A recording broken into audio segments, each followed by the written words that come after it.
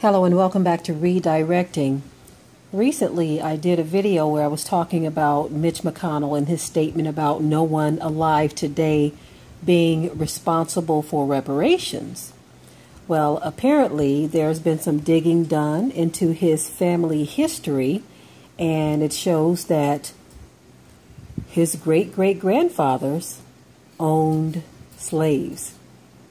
And so it kind of hits close to home for him to say that no one is responsible for reparations today because slavery happened so long ago, and apparently in their minds it ended so long ago, so no one today should be liable to pay reparations. It's funny how the subject of reparations come up on what everyone is claiming to be the 400-year mark of when we landed here in this country and in various regions around the world. 400 years, okay? That's one thing. And then also we're coming into election season again. So everyone is rallying and speaking and talking and making promises and putting conversations on the table and just doing all of this stuff to get votes. And so reparations is one of those hot button topics that a lot of people are talking about. Now, of course, when you look at precedents that have already been set and established around the world, and also here in this country as well, precedents have already been set and established where reparations have been paid to groups that have been mistreated. Now, one thing I want to make note of really quick is that all of these groups that have been mistreated, they've been mistreated by the same group of people. I just want to throw that in there real quick. But anyway, the Japanese receive reparations. Jewish people receive reparations, and so many others. Native Americans have as well, but I don't believe what they received is fair. I'm just going to put that out there as well. I remember the Australians received reparations. And so I'm going to stop right there real quick and pause on that particular group of people. I want to make a point before I move on. Years ago, we saw some video where they were talking about the reparations that they were giving out to Australian Aboriginals.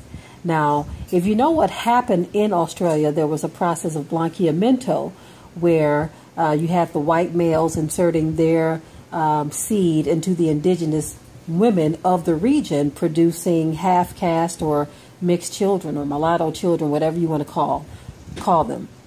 And so what they were doing is they continued to breed with the children after so many generations. They would pick out the lightest children that were born and breed with them, and they kept going until they would breed out the black. That's what they called it.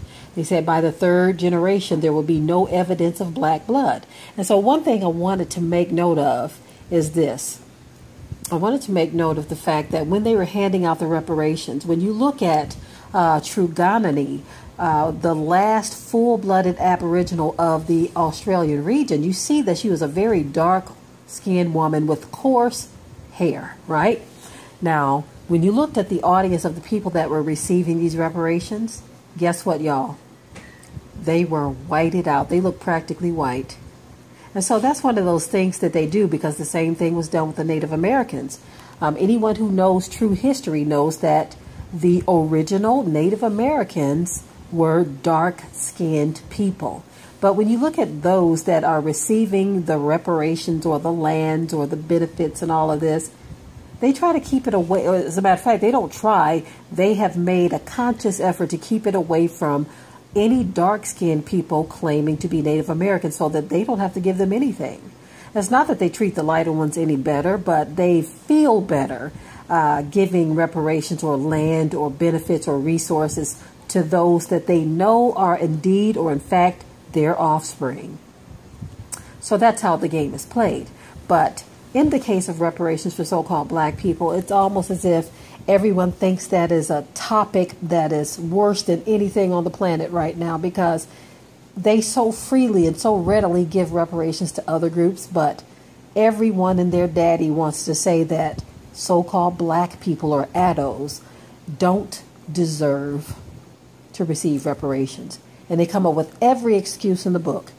And for Mitch McConnell to say that, they passed civil rights laws and we had a black president, in his reprobate mind, he believes that that's enough to pay back all of the suffering that our ancestors have gone through and what our people continue to go through. He thinks that having a mixed president, a mixed president, get that, he was mixed, he was not black, and having laws passed for civil rights. Now, let me tell you something about those civil rights laws. See, these people are funny. They some reprobate minds, if I do say so myself. Right now, civil rights laws are benefiting other groups more than they're benefiting so-called people of color who they were supposed to be for in the first place. These people are so funny. This is why I say anything that is supposed to be of benefit for us, they have made available to others. As a matter of fact, many of you may not know that corporations, when they passed these things about people and rights, they wanted to make sure corporations receive the same rights and benefits of a person.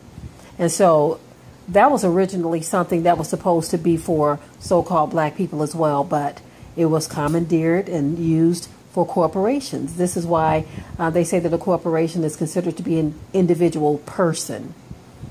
There was a documentary we watched years ago for that as well, where the original intent for that was something totally different, but you had all of the whiners from the top 1% say, oh, we want to get those benefits too. So right now, when you think of corporation, you think of what? Big businesses. That's what you think of. Okay. If I remember, I will try to look for the documentary that talked about this stuff. It's so deep how these people, whenever any laws are put into place that is supposed to benefit us, they find a way to snatch it away and give it right back to their own selves, you see. But anyway, I wanted to talk about this Mitch McConnell thing because the hypocrisy is off the chain. This man is, in my opinion, a beneficiary of slavery.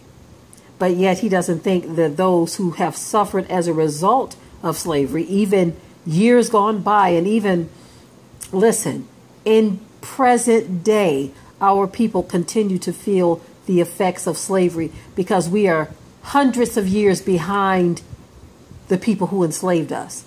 And they don't want us to catch up. And so Mitch McConnell, with his old behind, is no different. He doesn't feel that anything is deserved, although these other groups have received reparations. No one had any complaints about these other groups receiving reparations. But again, when it comes to so-called black folk, everybody and their daddy got something to say. That's why I say these people are really something else. But anyway, at some point, the playing field will become level, and they will have no choice because the Most High, God as they call him, he's going to be the one who's going to level the playing field. As a matter of fact, I'm going to leave it right there. I was about to say something, I'm going to leave it right there. Okay, family, shalom. Be sure to ring the bell to be notified of new uploads on this channel, and also comment, share, like, and subscribe.